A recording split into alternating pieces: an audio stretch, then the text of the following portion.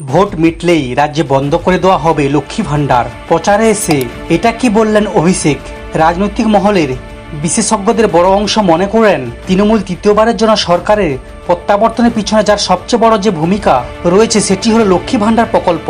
এই প্রকল্প যেমন 2021 সালে বিপুল সংখ্যক ভোট এনে দেয় তৃণমূলের ঝুলিতে, ঠিক সেই রকমই 2024 লোকসভা নির্বাচনে এই প্রকল্পকেই হাতিয়ার করে এগিয়ে যেতে চাইছেন রাজ্যের শাসক দল তৃণমূল। এখন রাজ্যের মহিলাদের টাকা বাড়িয়ে দেওয়া হয়েছে।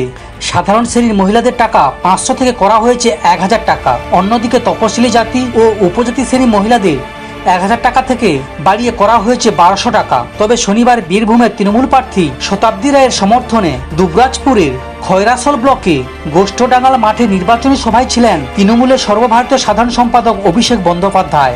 সেখান থেকে বিস্ফোরক মন্তব্য করেন তিনি। তার কথায় বেশ চিন্তায় রাজ্যের গৃহবধূরা।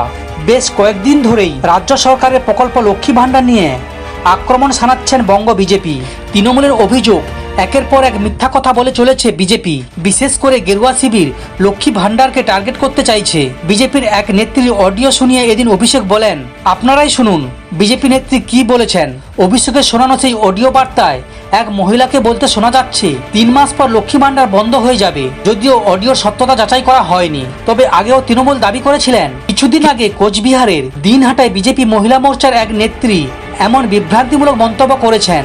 নির্বাচনী সভা থেকে হঠাৎ এই অডিও বার্তা চালু করেন অভিষেক। এক বিজেপি নেত্রীর অডিও শুনিয়ে তৃণমূল সেকেন্ড ইন কমান্ড বলেন, আজ থেকে 10 দিন আগে দীপা চক্রবর্তী নামে এক বিজেপি নেত্রী এটা বলেছেন। এতদিন হয়ে গেলেও বিজেপি এর বিরুদ্ধে কোনো রকম ব্যবস্থা নেয়নি। তার মানে এতে বিজেপির সমর্থন রয়েছে। কটাক্ষ করে অভিষেক বলেন, দিদি দিচ্ছে আর মোদি কেড়ে নিচ্ছে। লক্ষ্মী ভাণ্ডারে দিদি হাজার হাজার টাকা করে দিচ্ছেন, আর আধার কার্ড এবং প্যান কার্ডে লিঙ্ক করানোর নামে সেই টাকা নিয়ে নিচ্ছেন মোদি। সমস্ত খবর দেখতে এই চ্যানেলের সঙ্গে থাকুন। ধন্যবাদ।